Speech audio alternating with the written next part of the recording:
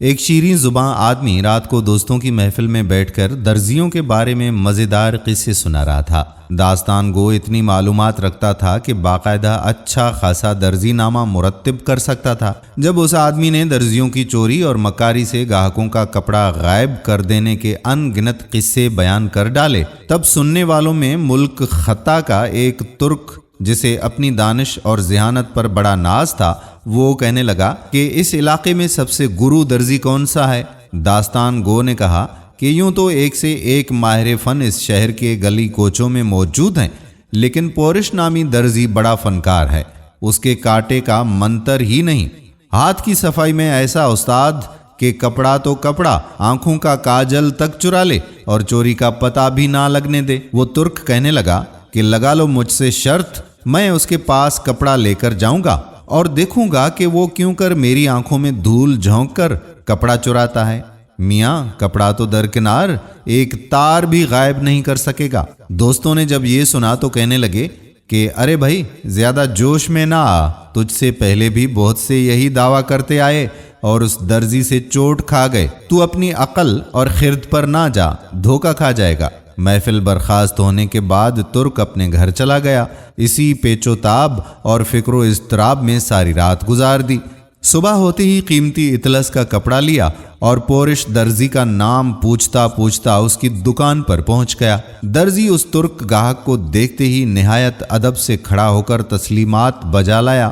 درزی نے خوش اخلاقی اور تعظیم کا ایسا مظاہرہ کیا کہ ترک بے حد متاثر ہوا اور دل میں کہنے لگا کہ یہ شخص تو بظاہر ایسا عیار اور دغاباز نظر نہیں آتا، لوگ بھی خواہ رائے کا پہاڑ بنا دیتے ہیں، اور یہ سوچ کر قیمتی اطلس درزی کے آگے دھر دی اور کہنے لگا کہ اس اطلس کی قبا مجھے سی دیں۔ درزی نے دونوں ہاتھ ادب سے اپنے سینے پر باندھے اور کہنے لگا حضور قبا ایسی سیوں گا کہ جو نہ صرف آپ کے جسم پر زیب دے گی بلکہ دنیا دیکھے گی۔ اس نے کپڑا گز سے ناپا، پھر کاٹنے کے لیے جا بجا اس پر نشان لگانے لگا اور ساتھ ہی ساتھ ادھر ادھر کے پر لطف قصے چھیڑ دیے۔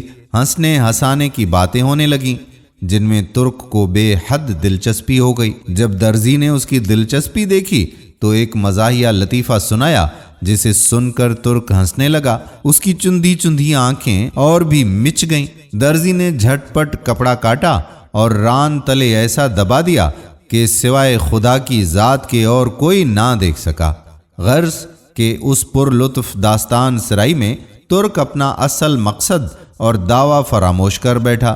کدھر کی اطلس، کہاں کی شرط، ہنسی مذاق میں سب سے غافل ہو گیا۔ ترک درزی سے کہنے لگا کہ ایسی ہی مزیدار کوئی اور بات سناؤ۔ درزی نے پھر ایک بات سنائی۔ ترک اتنا ہنسا کہ اس کی آنکھیں بالکل بند ہو گئیں، ہوش و حواس رخصت ہو گئے، عقل و خرد الوداع کر گئے۔ اس مرتبہ درزی نے پھر کپڑا کاٹ کر ران تلے دبا لیا۔ ترک نے چوتھی بار مذاق کا تقاضا کیا تو درزی کو کچھ حیا آ گئی اور کہنے لگا کہ مزید تقاضا نہ کریں، اگر ہنسی کی اور بات کہوں گا تو تیری قبا تنگ ہو جائے گی۔